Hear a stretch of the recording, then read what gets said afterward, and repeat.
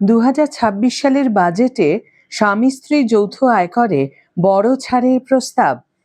মধ্যবিত্তের জন্য কি থাকছে নতুন স্কিমে? Hi everyone, welcome back to my channel অঞ্জনার ব্যঞ্জনা। বন্ধুরা, তোমাদের সকলকে আমার এই ছোট্ট ইউটিউব চ্যানেলে স্বাগত জানাই। আগামী 1 ফেব্রুয়ারি সংসদে পেশ হতে চলেছে 2026 সালের সাধারণ বাজেট। অর্থমন্ত্রী নির্মলা সীতারামন ষষ্ঠবারের মতো বাজেট পেশের প্রস্তুতি নিচ্ছেন।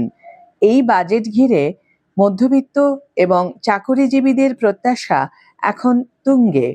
বিশেষ করে institute of chartered accountants of India অর্থাৎ ICAI এর পক্ষ থেকে কর কাঠামো সহজ করার লক্ষ্যে বেশ কিছু প্রস্তাবনা দেওয়া হয়েছে, যা সাধারণ মানুষের মনে আশার সঞ্চার করেছে। এবারের বাজেটে অন্যতম চর্চার বিষয় হয়ে উঠেছে বিবাহিত দম্পতিদের জন্য যৌথ কর ব্যবস্থা বা জয়েন্ট ট্যাক্সেশনের কোনো প্রস্তাব আছে কিনা। বাজেট 2026-এর প্রাক্কালে সবচেয়ে উল্লেখযোগ্য যে প্রস্তাবটি উঠে এসেছে তা হল বিবাহিত দম্পতিদের জন্য একটি ঐচ্ছিক যৌথ কর ব্যবস্থা চালু করা। ICAI এর মতো বর্তমানে একক উপার্জনকারী পরিবার এবং দম্পতি যেখানে দুজনেই উপার্জন করেন তাদের করের বোঝায় বিশাল বৈষম্য রয়েছে।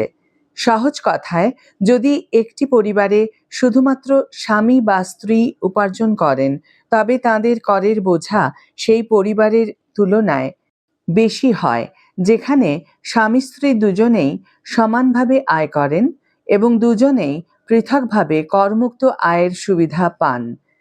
এই বৈষম্য দূর করতেই এই নতুন মেকানিজমের প্রস্তাব দেওয়া হয়েছে। প্রস্তাবিত ব্যবস্থার মূল বৈশিষ্ট্য কি একটু জেনে নেওয়া যাক। 1. ঐচ্ছিক ব্যবস্থা। দম্পতিরা চাইলে তাদের আয় একত্রিত করে একটি যৌথ রিটার্ন ফাইল করতে পারেন অথবা বর্তমান নিয়ম অনুযায়ী আলাদাভাবে ফাইল চালিয়ে যেতে পারেন। 2. দ্বিগুণ ছাড়। একক আয়ের ওপর নির্ভরশীল পরিবারগুলিকে সাহায্য করতে বেসিক এক্সেম্পশন লিমিট বা করমুক্ত আয়ের সীমা দ্বিগুণ করার প্রস্তাব দেওয়া হয়েছে। 3. Standard deduction. যৌথ ফাইলিংয়ের ক্ষেত্রেও স্বামী এবং স্ত্রী উভয়ের জন্য স্বতন্ত্রভাবে স্ট্যান্ডার্ড ডিডাকশনের সুবিধা বজায় রাখার কথা বলা হয়েছে। জয়েন্ট ট্যাক্সেশনের প্রস্তাবিত কর কাঠামো ঠিক কেমন? ICAI দম্পতিদের জন্য যে বিশেষ স্ল্যাবের প্রস্তাব দিয়েছে তা হল আয়ের পরিমাণ 8 লাখ পর্যন্ত প্রস্তাবিত করের হার নীল। আয়ের পরিমাণ 8,01,000 থেকে 16 লাখ পর্যন্ত প্রস্তাবিত করের হার 5%। আয়ের পরিমাণ 16,01,000 থেকে 24 লাখ পর্যন্ত প্রস্তাবিত করের হার 10%। আয়ের পরিমাণ 24,01,000 থেকে 32 লক্ষ পর্যন্ত প্রস্তাবিত করের হার 15%। আয়ের পরিমাণ 32,01,000 থেকে 40 লক্ষ পর্যন্ত প্রস্তাবিত করের হার 20%। আয়ের পরিমাণ 40,01,000 থেকে 48 লক্ষ পর্যন্ত প্রস্তাবিত করের হার 25%। আয়ের পরিমাণ 48 লক্ষর ওপরে প্রস্তাবিত করের হার 30%। এছাড়া মূল্যবৃদ্ধির বাজারে সংসার খরচ সামলাতে হিমশিম খাওয়া মধ্যবিত্তরা আয়কর স্ল্যাবে বড় পরিবর্তনের আশায় রয়েছেন।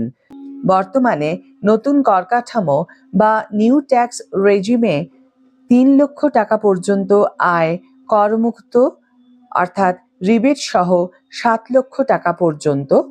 অন্যদিকে পুরনো কাঠামোতে এই সীমা মাত্র 2.5 লক্ষ টাকা। বিশেষজ্ঞদের ধারণা এবং সাধারণের দাবি মেনে নতুন কর কাঠামোতে বেসিক এক্সেম্পশন লিমিট বাড়িয়ে 5 লক্ষ টাকা করা হতে পারে। এছাড়া মেট্রো শহরগুলির বর্তমান বাড়ি ভাড়ার পরিস্থিতির কথা মাথায় রেখে বাড়ি ভাড়া ভাতা বা HR-এর নিয়মেও পরিবর্তনের আশা করা হচ্ছে। স্বাস্থ্য বীমা ও অন্যান্য ডিডাকশন সম্বন্ধে একটু জানা যাক। নতুন কর কাঠামোকে ডিফল্ট অপশন করা হলেও সেখানে 80C বা স্বাস্থ্য বীমার 80D এর মতো জনপ্রিয় ছাড়গুলি পাওয়া যায় না। এটি করদাতাদের মধ্যে একটি বড় অসন্তোষের কারণ। 1. স্বাস্থ্য বীমা। ICAI এবং অন্যান্য সংস্থার জোরালো সুপারিশ হল চিকিৎসা খরচের ঊর্ধ্বগতির কথা বিবেচনা করে নতুন কর কাঠামোতেও স্বাস্থ্য বীমার প্রিমিয়ামের উপর কর ছাড় দেওয়া উচিত। বর্তমানে এটি আর বিনিয়োগ নয়, বরং প্রয়োজন হয়ে দাঁড়িয়েছে। 2. স্ট্যান্ডার্ড ডিডাকশন বৃদ্ধি। চাকরিজীবীদের দীর্ঘদিনের দাবি মেনে স্ট্যান্ডার্ড ডিডাকশন বর্তমানের 50,000 টাকা বা সংশোধিত 75,000 টাকা থেকে বাড়িয়ে 1 লাখ টাকা করার জোরদার দাবি উঠেছে। ব্যক্তিগত আয়করের বাইরেও শেয়ার বাজারের লগ্নিকারীরা ক্যাপিটাল গেইন ট্যাক্স নিয়ে আশাবাদী।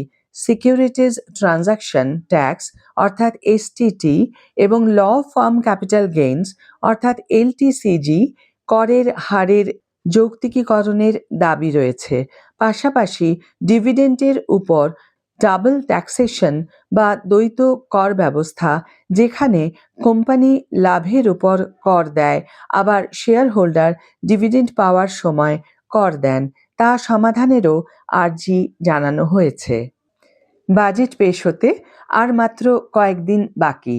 শেষ পর্যন্ত অর্থমন্ত্রী কাদের ঝুলিতে কতটা স্বস্তি দেন সেটাই এখন দেখার।